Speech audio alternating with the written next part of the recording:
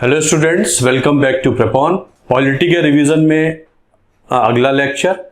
हम लोगों ने काफ़ी कुछ रिवाइज कर लिया है, बस लास्ट में कुछ और रह जाता है, वो कवर कर लेते हैं। आज रिवाइज करते हैं important amendments to the constitution. संविधान में जो इम्पॉर्टेंट अमेंडमेंट्स हुए हैं उनके बारे में बात करते हैं, जितने इम्पॉर्टेंट अमेंडमेंट्स हैं। पहला संशोधन 1951 में होता है, जब संविधान में शेड्यूल 9 जोड़ा जाता है। चेंजेस बहुत सारे हुए थे, मैं आपको इंपॉर्टेंट वंस बता रहा हूँ। शेड्यूल 9 जोड़ा जाता है। शेड्यूल 9 में वो कानून डाले गए हैं जिन्हें लैंड रिफॉर्म्स एक्ट कहते हैं। जमींदारी अबॉलिशन हुआ था। जमींदारी अबॉलिशन हो सकता है चैलेंज हो जाता, कोर्ट में हुआ भी था, क्योंकि उस समय right to property fundamental rights होता था। तो पार्लियामेंट ने क्या किया, उस समय की पार्लियामेंट ने शेड्यूल 9 जोड़ा और साथ साथ ये भी लिख दिया शेड्यूल 9 के बारे में कि शेड्यूल 9 में जो भी कानून डाला जाएगा वो कोर्ट में चैलेंज नहीं हो सकता, ताकि जो भी हम रिफॉर्म्स करने जा रहे हैं, राइट टू प्रॉपर्टी का फंडामेंटल राइट हमारे आड़े ना आ जाए, अपने को सिक्योर करने के लिए पार्लियामेंट ने ये शेड्यूल ऐड किया था, schedule 9 to the constitution. Originally 8 होते थे। इसे आर्टिकल 31 कैपिटल बी कहते हैं, जिसमें शेड्यूल 9 को ये फ्रीडम है कि उसमें जो भी कानून डाला जाएगा वो कोर्ट में चैलेंज नहीं होगा। बट कोर्ट ने कई बार बोला है, और आईआर कोहेलो केस 2007 में साथ साथ बोल दिया, एवी शेड्यूल 9 में भी आप केस डाल देंगे तो भी जुडिशली रिव्यूएबल हो सकता है। ऐसा कुछ भी नहीं कर सकते आप जो संविधान को वॉयलेट करे। शेड्यूल 9 का प्रोटेक्शन आपको नहीं मिलेगा। अगला संशोधन पास होता है 7वां संशोधन, जिसमें राज्यों को रिऑर्गेनाइज किया गया था।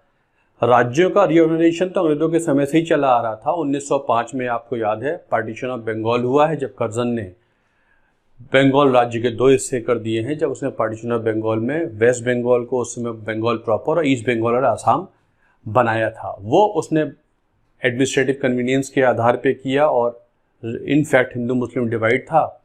1911 में ये ख़त्म हो जाता है। बिहार उड़ीसा अलग कर दिए जाते हैं बंगाल से। 1936 में उड़ीसा को भी अलग कर देते हैं। इस तरीके से रिऑर्गेनाइजेशन तो चलता ही रहा था। इंडिपेंडेंस के बाद ये बात, सबसे बड़ी बात उठने लगी कि राज्य का आधार बनाने का क्या होना चाहिए, क्या भाषा के आधार पर राज्य बनाए जाएं। सबसे पहले बात उठ जाती है मद्रास प्रोविंस के जो तेलुगु स्पीकिंग एरिया था, वो नॉर्दर्न मद्रास कह सकते हैं, कि वो चाहते थे कि एक अलग से राज्य बनाया जाए जो आंध्र प्रदेश जैसा राज्य बने।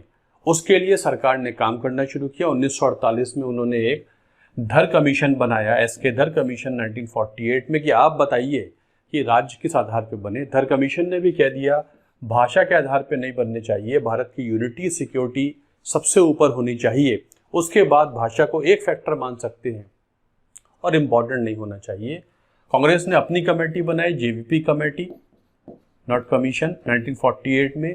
जवाहरलाल नेहरू, वल्लभ भाई Patel and P Sitaramayya committee, इसने भी यही कहा कि भाषा के आधार पे अलोन नहीं बनना चाहिए। ये सब बातें चल रही हैं, लेकिन 1952 में आंध्र प्रदेश राज्य को बनवाने के लिए P Sriramulu went on hunger strike, and by December 1952 he died before government could do anything. Government was contemplating creating an Andhra Pradesh, but he died. Out of this certain political necessity, government had no option then to create Andhra Pradesh. Hence, 1953 Andhra Pradesh was created as the first linguistic state of India. लेकिन 1953 में सरकार ने तुरंत action लिया और एक SRC बनाया, states reorganisation commission under justice Fazal Ali commission भी कह देते हैं। इनके साथ 2 मेंबर थे, हृदयनाथ कुंदरू एंड KM पानीकर। ये बताएंगे कि राज्य किस आधार पे बनाए जाएं। इंडिपेंडेंस से पहले भारत में राज्य होते थे part A, part B, part C, part D. Part ABC प्रमुख होते थे, मतलब उस समय के जो प्रोविंस थे और रियासतें थी उनको 3 प्रकार के राज्यों में बांट दिया गया था। अभी राज्य की पॉलिसी कोई बनी नहीं है। ये काम करेगा SRC, स्टेट्स रिऑर्गेनाइजेशन कमीशन, और फजल अली कमीशन। इन्होंने अपनी रिपोर्ट 1955 में दी और कहा कि भाषा को प्रमुखता दे सकते हैं, लेकिन और फैक्टर्स भी इंपॉर्टेंट है। फाइनेंशियल वायबिलिटी है, एडमिनिस्ट्रेटिव कन्वीनियंस है, हिस्टोरिकल फैक्टर्स है, इनको भी ध्यान में रखा जाए। और security and unity of India is of paramount importance, yet language can be given some more importance. Cultural unity, homogeneity is also important. उस आधार पर इन्होंने कहा पार्ट ABCD खत्म कर दो और 16 राज्य और 3 सेंट्रली एडमिनिस्ट्रेटेड स्टेट्स बना दिए जाएं। ये इन्होंने रिकमेंडेशन दे दी। इस रिपोर्ट को पार्लियामेंट ने पास किया एज स्टेट्स रीऑर्गेनाइजेशन एक्ट 1956 और संविधान में 7वां संशोधन भी पास हुआ, जिससे 14 राज्य और 3 यूनियन टेरिटरीज बना दी गई। ये थोड़ा सा बदलाव इसमें 6 बना दी गई, 3 रिकमेंड की गई थी, 6 यूटीज बना दी जाती हैं संशोधन से। 7वां संशोधन हुआ था। 10वें संशोधन से दादर नागर हवेली भारत का पार्ट बन जाते हैं, पोर्चुगीज से लिए गए। 12वें से गोवा दमन दीव भारत का पार्ट बन जाते हैं। 14वें से पौंडीचेरी माहे कराईकाल यनम, मतलब ये 10, 12, 14 से वो जो पोर्चुगीज टेरिटरी थी और 14 से फ्रेंच टेरिटरी, ये भारत में इनकॉर्पोरेट हो जाते हैं, भारत का हिस्सा बन जाते हैं। उसके बाद संशोधन आते हैं, मैंने आपको बताया था 36वां संशोधन था। 36वें संशोधन से सिक्किम 1975 में Sikkim became part of India. Sikkim itself wanted to join India. Sikkim joined India in 1975 as part of India. 42वां संशोधन, 44वां हम बात कर चुके हैं कई बार, 1976, 1978 we have discussed good number of times. 52nd amendment act से जुड़ता है शेड्यूल 10, 10वां शेड्यूल जुड़ता है एज एंटी डिफेक्शन लॉ, दल बदल कानून। इसको हम पार्लियामेंट में डिस्कस कर चुके हैं। दल बदल कानून को, दल बदल कानून का मतलब है आप जिस पार्टी के टिकट पे आए हैं, MP MLA बने हैं, अगर उस पार्टी को छोड़ेंगे तो आपकी मेंबरशिप भी चली जाएगी। आप इंडिपेंडेंट बन के आए हैं तो 5 साल इंडिपेंडेंट रहेंगे, छोड़ेंगे तो मेंबरशिप चली जाएगी। आप नॉमिनेटेड बनकर आए हैं और किसी पार्टी को ज्वाइन करेंगे तो मेंबरशिप चली जाएगी। इस तरीके से व्हिप पार्टी के आदेश के अगेंस्ट वोट करेंगे, मेंबरशिप चली जाएगी। तो ये दल बदल कानून 1985 में राजीव गांधी के समय संविधान में ऐड हुआ था, शेड्यूल 10। 61st अमेंडमेंट एक्ट 1988 से वोटिंग एज रिड्यूस कर दी गई थी। आर्टिकल 326 में राइट टू वोट होता है, जो संवैधानिक अधिकार है, जिसमें 21 से 18 साल वोटिंग एज राजीव गांधी के समय कर दी गई थी। इसी के बाद इलेक्शन कमीशन को मल्टी मेंबर बॉडी भी बना दिया गया था। बहुत सारे नए नए वोटर्स जुड़ेंगे, इलेक्शन कमीशन के पास काम ज़्यादा है तो उसे मल्टी मेंबर बॉडी 1989 में बना देते हैं, क्योंकि ये वोटिंग एज रिड्यूस हो गई थी। 69th अमेंडमेंट एक्ट 1992 से दिल्ली को एनसीटी ऑफ दिल्ली बना दिया गया था। Delhi was made special kind of state, जिसमें राज्य में एक विधानसभा भी होगी और एक मुख्यमंत्री भी हुआ करेंगे। दिल्ली के मुख्यमंत्री को राष्ट्रपति अपॉइंट करते हैं, LG अपॉइंट नहीं करते हैं, और दिल्ली की विधानसभा 70 लोगों की हुआ करेगी। दिल्ली को एक विशेष राज्य का दर्जा दे दिया गया, national capital territory of Delhi 1992 में। 73वां संशोधन, 74वां आपको पता है। 73वें से पंचायती राज सिस्टम लागू हुआ, 74वें से म्यूनिसिपल कॉर्पोरेशन सिस्टम लागू हो गया। 91st अमेंडमेंट 86 मैंने आपको बताया था, जिससे right to education article 21 capital A add हो गया था। ये चेंजेस हम सब डिस्कस कर चुके हैं। 91st से जो मंत्री परिषद होती है उसकी लिमिट बता दी गई। सन 2000 में सरकार एक्सपेंडिचर रिफॉर्म की बात कर रही थी और सरकारी नौकरियां काट दी गई, कर्टेल कर दी गई, बहुत कम नौकरियां निकलती थी उस समय। तो बात ये उठी कि क्यों ना सरकार का जो मंत्रिमंडल है उसका साइज भी कम किया जाए, वो भी तो एक खर्चा है बहुत बड़ा। छोटे छोटे राज्यों में 40-45 मंत्री हुआ करते थे, विधानसभा छोटी छोटी हैं। इस तरीके से जो काउंसिल ऑफ मिनिस्टर है उसके ऊपर पाबंदी लगाई गई कि जो भी हाउस का टोटल स्ट्रेंथ होती है उसका 15% से ज़्यादा मंत्रिमंडल नहीं हो सकता, इंक्लूडिंग PM एंड CM। हाँ, जो छोटे राज्य हैं जिनकी विधानसभा ही 60 की है, 45 की है, 30 की है, 12 मंत्री तो कोई भी राज्य रख सकता है, दिल्ली का अलग केस है, लेकिन 15% से ज़्यादा कोई भी मंत्रिमंडल नहीं हो सकता। सरकारें भी बहुत बड़ी नहीं होनी चाहिए। मिनिमम गवर्नमेंट, मैक्सिमम गवर्नेंस, इसके बारे में बात होने लगी थी।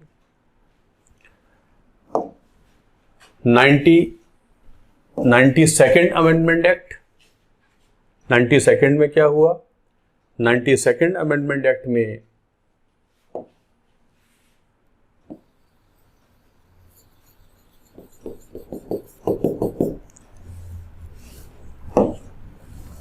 (92nd 2003) इससे शेड्यूल 8 में 4 भाषाएं जोड़ दी गई थी, बोडो, मैथिली, संथली एंड डोगरी। 22 भाषाएं हो गई थी, पहले 18 हुआ करती थी। 96th अमेंडमेंट एक्ट 2003 के आसपास की बात है। 96th अमेंडमेंट एक्ट 2003 के आसपास, या जो भी है ये 2011 के आसपास, आई एम सॉरी 2011 के आसपास। इसमें जो ओडिया थी उसकी स्पेलिंग चेंज करके ओडिया कर दी गई, मतलब शेड्यूल 8 में इसको ओडिया कर दिया गया, ओडिया कर दिया गया शेड्यूल 8 में। 99th अमेंडमेंट एक्ट पास होता है 2014 में, जिसमें national judicial appointments commission supreme court जजेस वगैरह को अपॉइंट करने के लिए किया गया था, जिसको 4th जजेस केस में सुप्रीम कोर्ट ने खारिज कर दिया कि national judicial appointments commission unconstitutional है, because it is violating the theory of basic structure, because independence of judiciary is a part of basic structure. NJAC is trying to take the power of independence of judiciary. तो ये खत्म कर दिया गया 99th में। 99th amendment act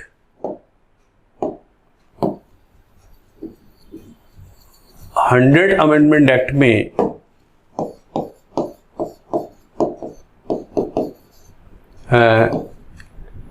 land boundary agreement sign होता है बांग्लादेश के साथ, जिसमें बहुत सारे एनक्लेव्स एक्सचेंज होते हैं बांग्लादेश के साथ। इन द 100 अमेंडमेंट एक्ट जो पास हुआ था 2018 में, 2015 में।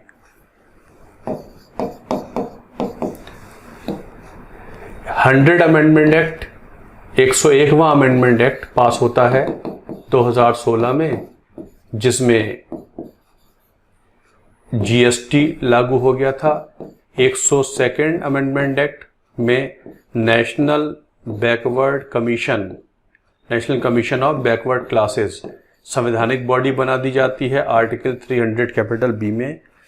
102वें संविधान संशोधन में national commission of backward classes पहले स्टैट्यूटरी बॉडी होती थी, अब संवैधानिक बॉडी हो गई है। आर्टिकल 338 कैपिटल बी इसमें ऐड हो जाता है। 102वां संशोधन 2018 में पास हो जाता है। 133वां संशोधन आर्टिकल 15 का क्लॉज 6, आर्टिकल 16 का क्लॉज 6 ऐड कर देता है, जिसमें ईडब्ल्यूएस कैटेगरी का रिजर्वेशन की बात ऐड हो जाती है संविधान में। आजकल सुप्रीम कोर्ट में इन दोनों क्लॉजेस को चेक किया जा रहा है कि ये संविधान के अनुसार है या नहीं है। आर्टिकल 15 का क्लॉज 6, 16 का क्लॉज 6 ऐड हुआ था 103वें संशोधन 2019 में। 104वें संशोधन से 2020 में जो एंग्लो इंडियंस का रिजर्वेशन लोकसभा विधानसभा में होता है वो सिस्टम बंद कर दिया गया। और 105वें संशोधन 2021 से जो राज्यों की पावर है कि वो सोशली एजुकेशनली बैकवर्ड क्लासेस की सूची बना सकते हैं, वो उनको दे दी गई है। 105वां संशोधन 2021 या आखिरी संशोधन है आज तक का, राज्यों के पास पावर है कि वो एससी बीसी की लिस्ट बना सकते हैं। तो ये कुछ संशोधन संविधान के पास हो जाते हैं।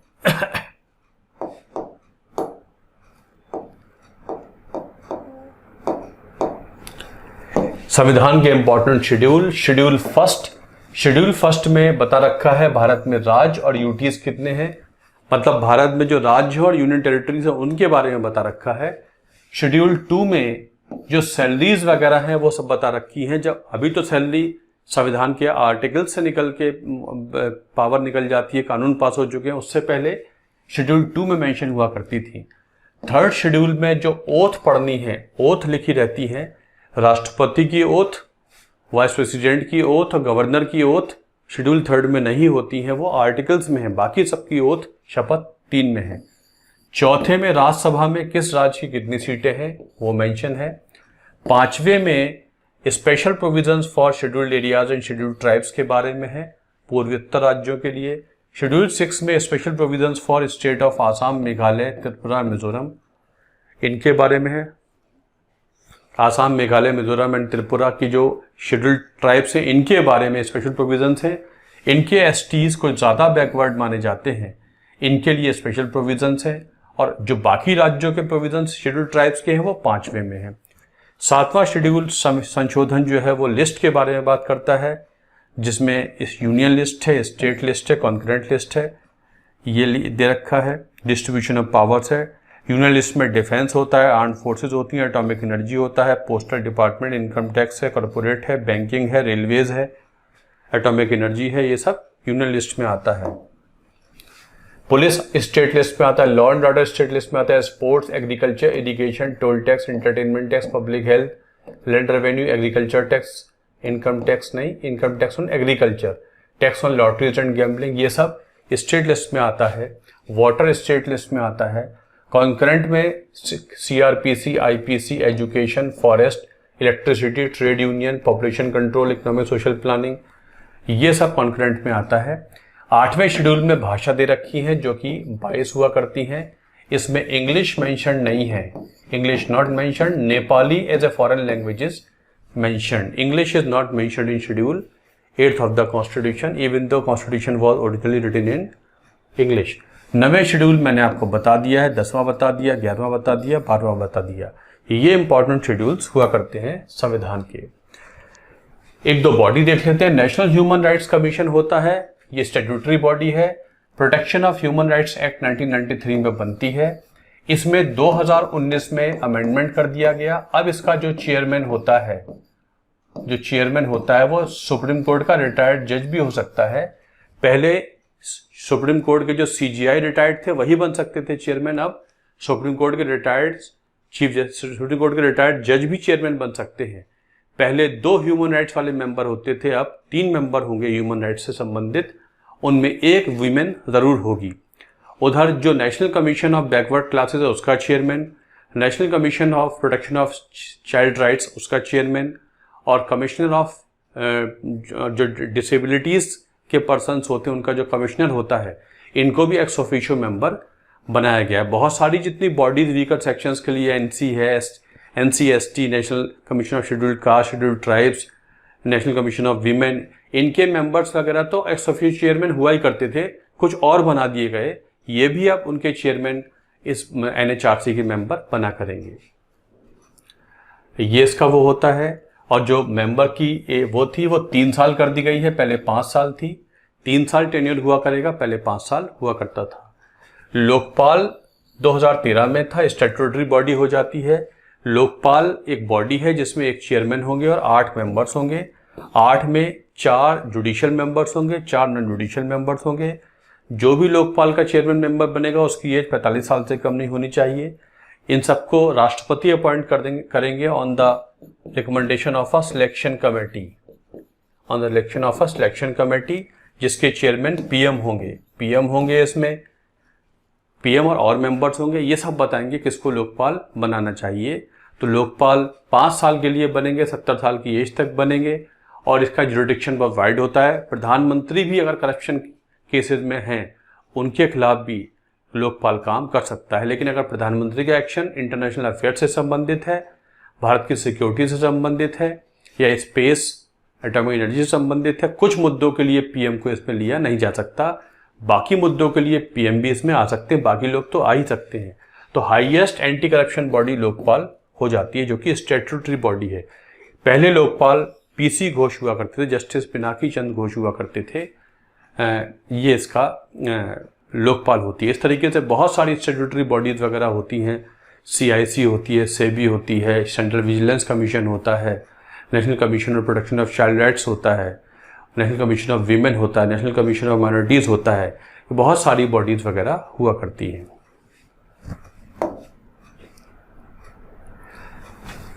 यूपीएससी होता है। आर्टिकल 315 में यूपीएससी संवैधानिक बॉडी है जिसमें एक चेयरमैन होते हैं और उतने मेंबर होते हैं जितने राष्ट्रपति अपॉइंट कर देंगे। यूपीएससी के मेंबर कितने होंगे संविधान में मेंशन नहीं है। टेन्योर 6 साल या 65 साल की एज तक होता है, जो पहले हो जाए। इन सबको राष्ट्रपति हटा सकते हैं। लोकपाल यूपीएससी एक एडवाइजरी बॉडी होती है, ये सरकार को रिक्रूटमेंट करने में एडवाइज करती है, वैसे संवैधानिक बॉडी है। ऐसे ही लोक अदालत बन जाती है। लोक अदालत स्टैट्यूटरी बॉडी होती है। नेशनल लीगल सर्विसेज एक्ट 1987 के तहत ये बनाई जाती है। 76 नहीं है, 87 है। लोक अदालत लोगों के बीच में जो मुकदमे होते हैं उनको कॉम्प्रोमाइज़ कराने के लिए लोक अदालत लगाई जाती है। इसमें टिपिकल जो कोर्ट वाला सिस्टम है वो नहीं चलता है। तो जितने भी केसेस वगैरह हैं जो टिपिकल क्रिमिनल केसेस नहीं है, नॉन कंपाउंडेबल नहीं है, कंपाउंडेबल वो होते हैं जिनमें सुलह हो सके, नॉन कंपाउंडेबल वो है जिनमें सुलह नहीं हो सकती है, उनको नहीं लिया जाता। जो कंपाउंडेबल है उन्हीं को लिया जाता है। Compoundable criminal cases and civil cases उनको लाकर यहाँ पर समझौता करा दिया जाता है। तो लोक अदालत हुआ करती हैं, जो स्टैट्यूटरी बॉडीज हुआ करती हैं। बाकी सेबी स्टैट्यूटरी बॉडी है, नाबार्ड स्टैट्यूटरी बॉडी है, पेंशन फंड रेगुलेटरी अथॉरिटी भी बॉडी है, आरबीआई स्टैट्यूटरी बॉडी है। 1934 के एक्ट में आरबीआई बना था। Food safety and standards authority of India statutory body है। नेशनल कमीशन ऑफ वीमेन भी स्टैट्यूटरी बॉडी है। और इस तरीके से बहुत से telecom regulatory authority of India भी स्टैट्यूटरी बॉडी हुआ करती है। National commission for SC article 338 में होता है, एसटी 338A में होता है, बैकवर्ड क्लासेस 338B में होता है। ये मैंने आपको बता दिया। प्लानिंग कमीशन 1950 में बनाया गया था, जो एक एक्स्ट्रा कॉन्स्टिट्यूशनल बॉडी थी और एक नॉन स्टैट्यूटरी बॉडी थी, सरकार के सिग्नेचर से बन गई थी। इसे 2015 में खत्म कर दिया गया और नीति आयोग बना दिया गया। एक नीति आयोग होता है जिसके एक्स ऑफिशियो चेयरमैन प्रधानमंत्री हुआ करते हैं। अब वो प्लानिंग को देखता है NITI Aayog. National institute of transport India 1 जनवरी 2015 से काम करता है। पीएम एक्स ऑफिशियो चेयरमैन होते हैं, एक वाइस चेयरमैन होता है और एक सीईओ होता है। These are certain important things about Indian polity जो मैंने आपको कराई हैं। So this completes all important topics of Indian polity जो रिवीजन के लिए मैं आपको कराना चाहता था। चलिए, ये रिवीजन पूरा हुआ। अब हम हिस्ट्री का रिवीजन शुरू करेंगे फटाफट। बाकी चीज़ें हम लोगों ने कर ली हैं। So thanks a lot for watching this video. Thank you.